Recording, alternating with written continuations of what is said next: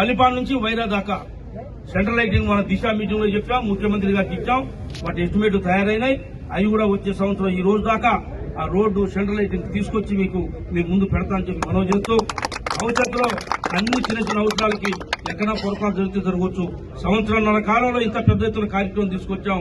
మీ అందరి ఆశీస్సులతో, మీరు ఇచ్చిన శక్తితోనే 7 లక్షల కోట్ల రూపాయలు అప్రపాలు చేసి ఇలా రాష్ట్రంలో డబ్బులు లేకుండా చేసిపోయింది పెద్ద మనిషి.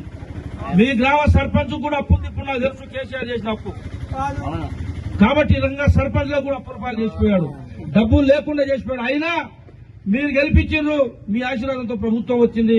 కాబట్టి మీకు ఇచ్చిన మాట ప్రకారం డబ్బులకు ఇబ్బంది అయినా, ఆర్థికంగా బాధ ఉన్నా కూడా ఒక్కొక్కటి చేసుకుంటూ వస్తున్నాం. కాబట్టి మీకు పల్లిపాడు గోపారం రోడ్డు ఇచ్చాం,